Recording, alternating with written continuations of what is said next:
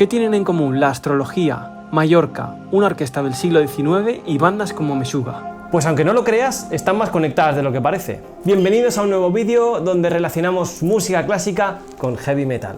Hoy vamos a hablar de una obra cósmica que mezcla tratados esotéricos que parece sacada de un viaje al futuro que ha llegado a inspirar miles de obras que habrás escuchado millones de veces. Y quizá no de la forma en que tú esperas. Así que hoy vamos a hablar de Los planetas, de Gustav Holst.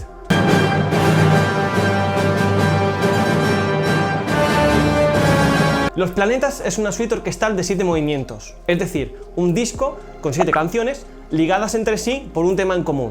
Y es que esto no va de astronomía, sino de astrología. Sí, aquí no estamos hablando de ciencia y telescopios, estamos hablando de Mercurio retrógrado te va a hacer conocer a alguien especial esta semana. De eso va. Bendito seáis de la nave estrella. O dicho de otra forma, astrología es lo que hacía la profesora Trelawney en la clase de adivinación en Hogwarts.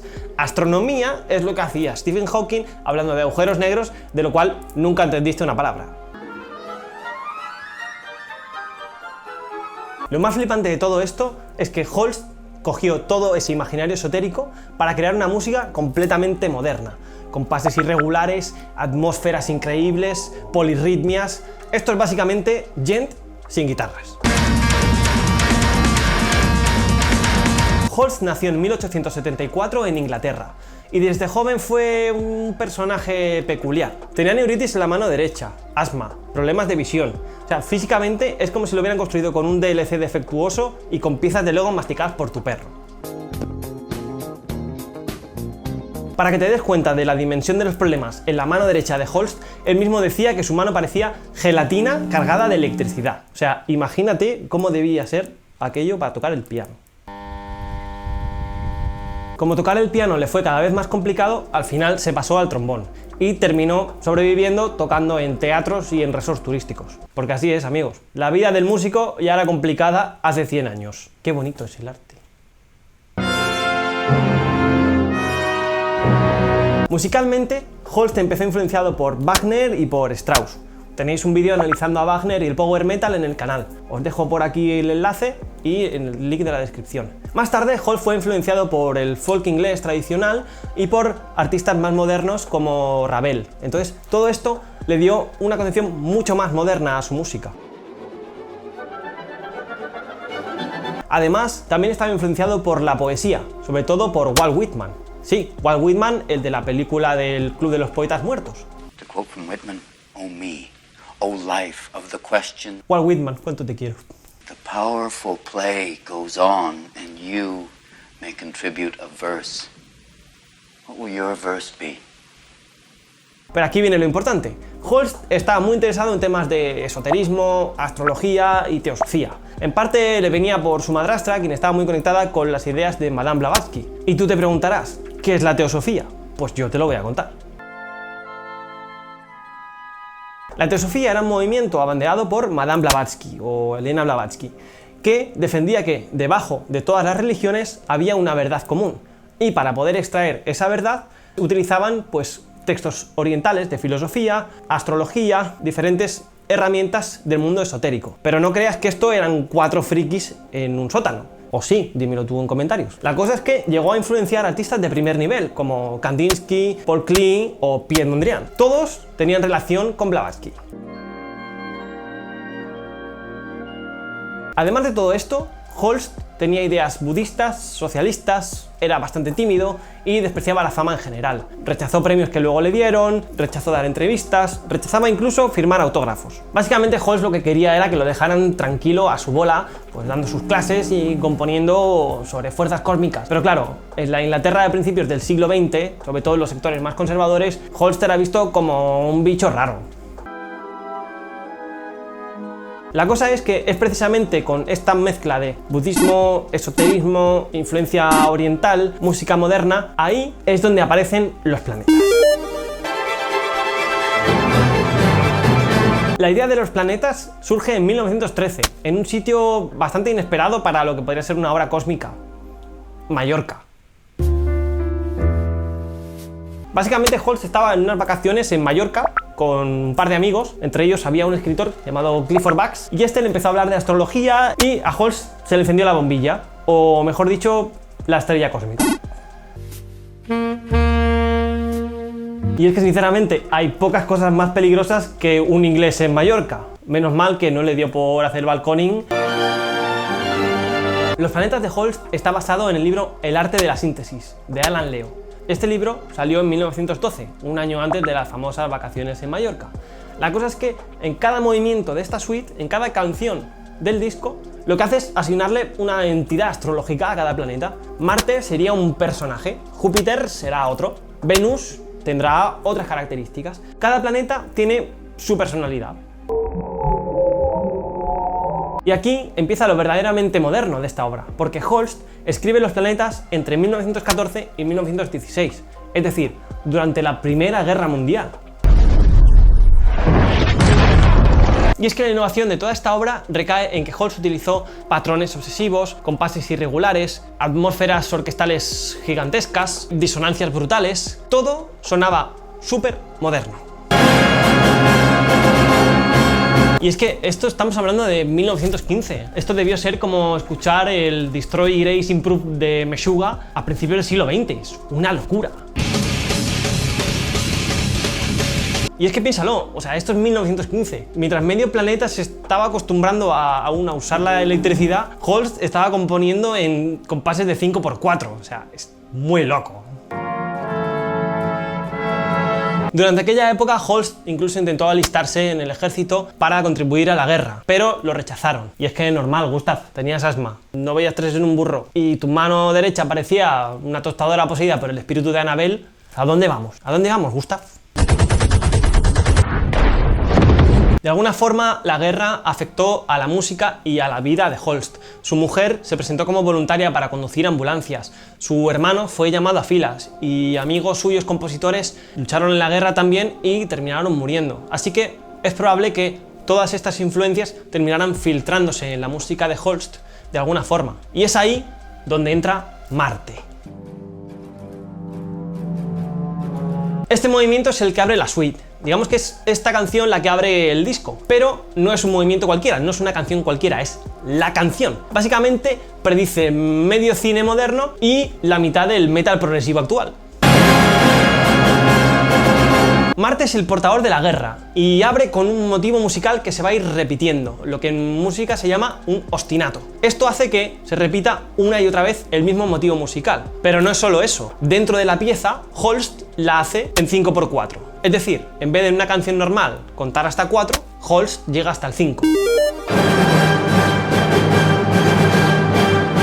Esto hace que automáticamente sientas que hay algo que no está bien. Da inestabilidad, te tensa, todo avanza como una maquinaria de guerra. O sea, dime tú si esto no te recuerda a Meshuggah. Precisión mecánica, violencia rítmica, tensión constante. Esto es puro Gent. Además, Holst lo que hace es utilizar mucho el tritono y armonías inestables. Por no ponernos muy técnicos, al final lo que hace es crear muchísima tensión y muchísima agresividad. Es como casi metal industrial. Además, dentro de Marte puedes distinguir 3 riffs. El primero de los riffs, o realmente son temas, sería el tema del ángel exterminador. Molan los nombres, ¿eh? Este tema está lleno de discordancia, o sea, es tensión por todos lados. Tan, tan, tan. Es brutal. El segundo tema, o riff, es el tema de la danza de la muerte. Y quizá te suena por haber inspirado cositas como esta. El tercer tema, o tercer riff, es el tema fluido, y va sobre todo con las trompetas. Está muy ligado con el obstinato, y es que es algo como muy de tensión, ¿no? Como de alguna forma como muy de batalla. Y es que este riff, este tema, ha inspirado maravillas como esta. Y no sé por qué, pero a mí también me recuerda a esto. Dime en comentarios si a ti también te recuerda a Pokémon o es que no hay nadie al volante. Te leo. ¿Quién es ese Pokémon? Gustav Holst. Para que veas la influencia total que ha tenido esta obra, o sea, estamos hablando solo del primer movimiento de esta suite. Es la primera canción, solo es la primera canción de este disco. Para que veas la influencia que ha tenido, que hasta el acorde final ha tenido una influencia galáctica.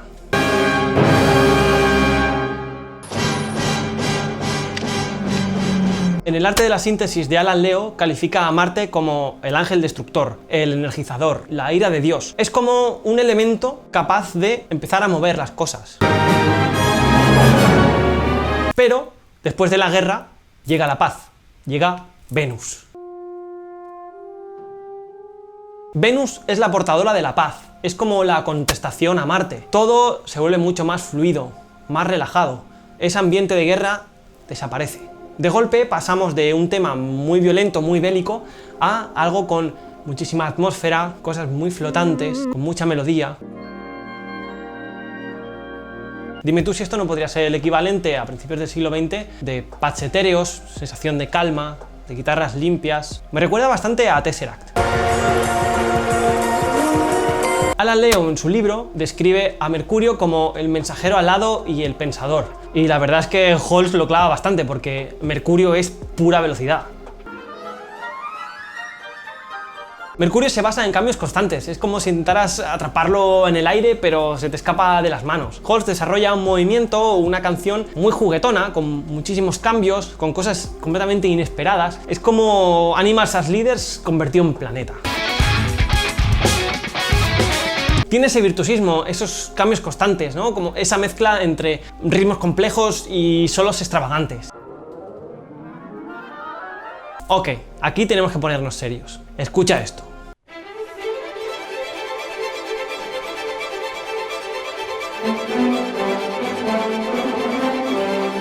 Este es uno de los temas más famosos de la música clásica. Y no te estoy hablando de, sí, son famosos, llenan salas de 1000 personas, no.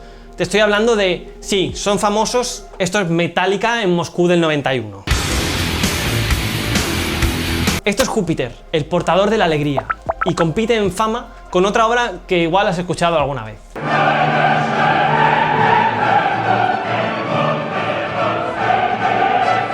¿Te gustaría que analizáramos a Beethoven en el canal? Déjamelo en comentarios porque a mí la verdad es que me fliparía. Como dice su nombre, este movimiento representa alegría, grandeza. Holst escribe melodías llenas de luz. O sea, es como si alguien hubiese encendido la luz de tu salón y todo brillase de una forma completamente nueva y mágica. Es algo fantástico.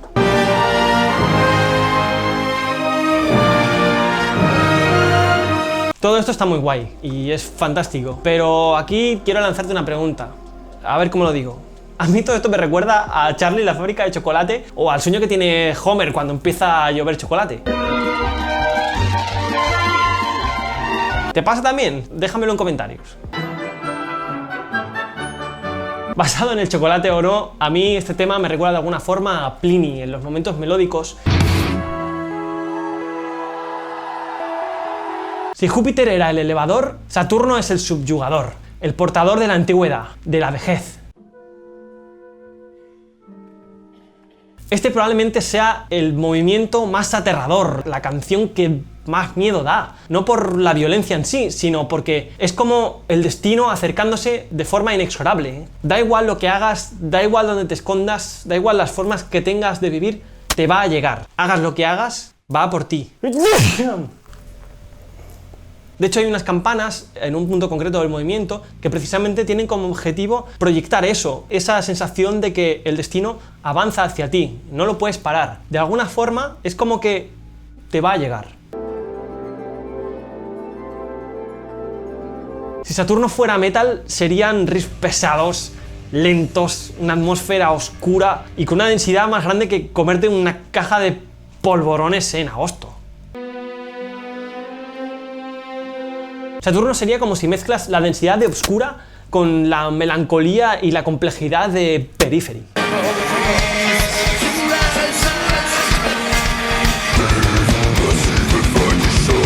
Y aquí es cuando llega la magia.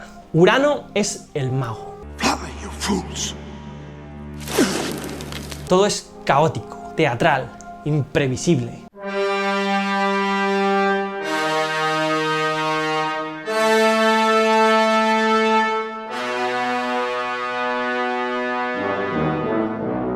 Este movimiento, esta canción es aprendiz de brujo total. Dime tú si no ves a Mickey Mouse conjurando las escobas para que le hagan su curro allí en fantasía. Allí en plan, la la la la la. Pues no, Mickey Mouse. También se te tuerce la cosa para ti, amigo. Alan Leo, en El arte de la síntesis, describe a Urano como el despertador, el que ve más cosas de las que se pueden tocar. Y es que aquí el verdadero mago es Gustav Holst. La cosa es que Holst leyó esta definición de Leo en su libro y decidió introducirse él en su propio tema, dentro de la orquesta. ¿Y cómo hizo esto? Pues yo te lo cuento.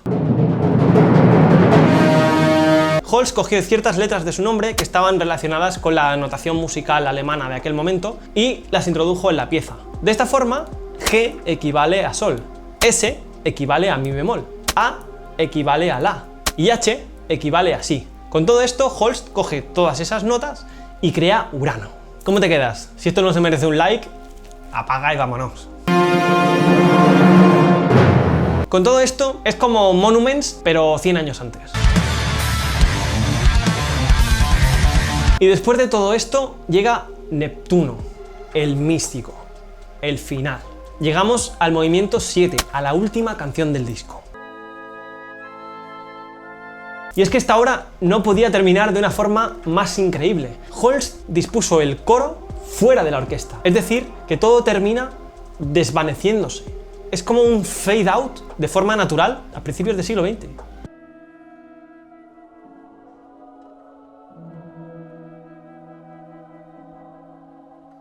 La música no termina, se desvanece. Te crea una sensación que te quedas con la cara de ¿pero cómo ha hecho eso?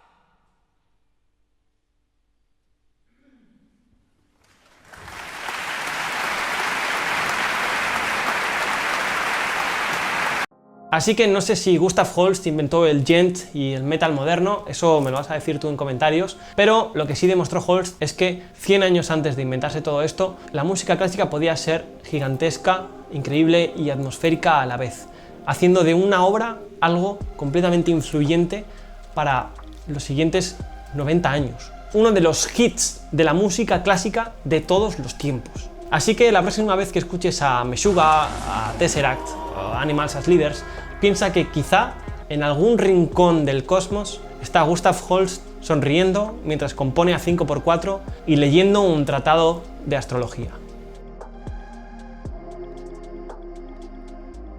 Suscríbete, revienta el botón de likes que me ayuda un montón y comparte el vídeo con ese amigo Turras que siempre habla de las guitarras de 8 cuerdas, con ese colega que solo te envía reels del horóscopo en TikTok o con gente que conozcas que fue una tarde tonta a echarse las cartas y terminó creando un hit mundial. No te olvides de dejar en comentarios las bandas de metal o de música clásica que te gustaría que analizáramos en el canal. Y recuerda, el djent no es un género. Muchas gracias por llegar hasta aquí y nos vemos en el siguiente vídeo.